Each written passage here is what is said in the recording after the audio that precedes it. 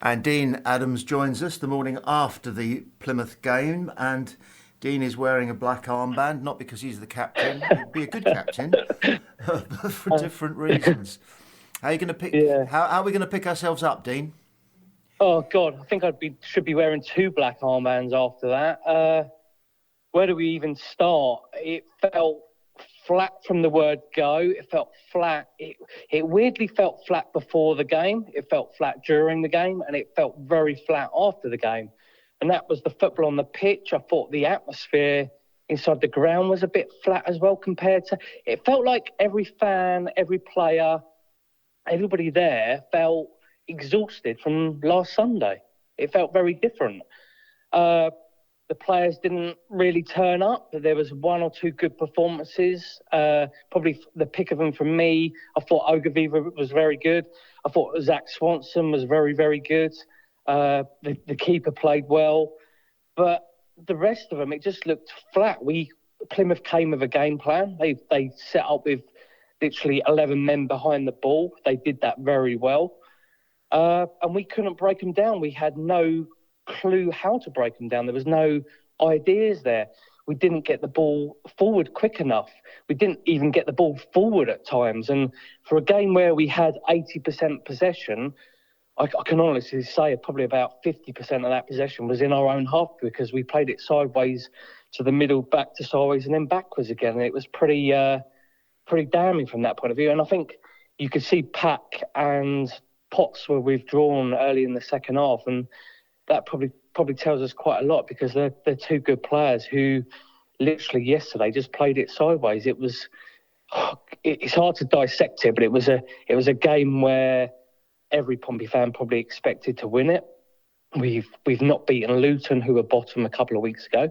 We've not beaten Plymouth, who were bottom this week. But we can go and put a good performance in against Leeds. So when you look at the league table, I think I'd rather be playing the teams up the top at the moment than the ones down the bottom.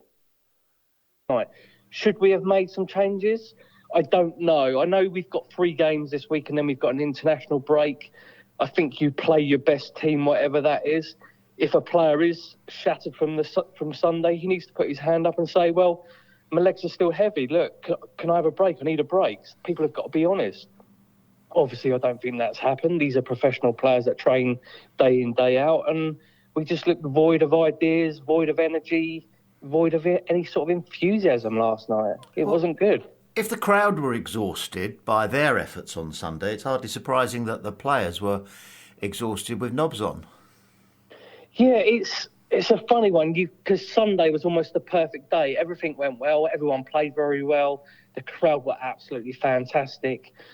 I felt like everyone turned up last night and was a bit like, they sort of sat down in their seat just for a rest. It felt a bit like someone said on social media this morning the atmosphere was brilliant last night. I didn't see that. I couldn't feel that.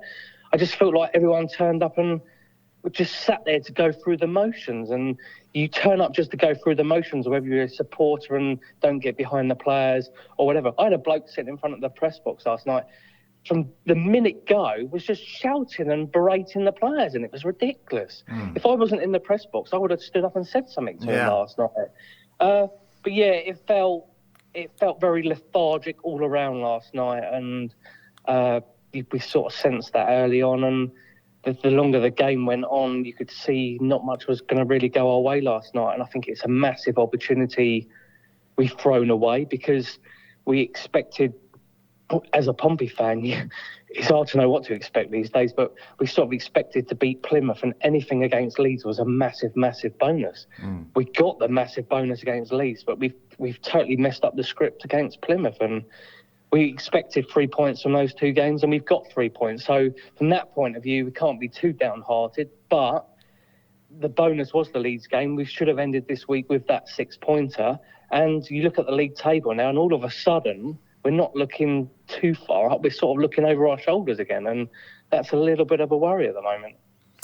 It is. So what does Messino do between now and Preston?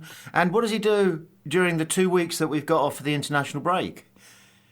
I think definitely because of the injury crisis, etc., I think I would hope the players would have more than 1 day off per week. I think they need a couple more extra days off. We just need to have a bit of a refresh, let everyone reset in that break over the international break, and then we go again. But we've got a big game away at Preston coming up. I would make a few changes now. Bishop got bullied and battered last night. I don't think he had any chances last night. I think Mark Amani came on and had a couple of good chances, two-headed chances where he nearly scored with both of them.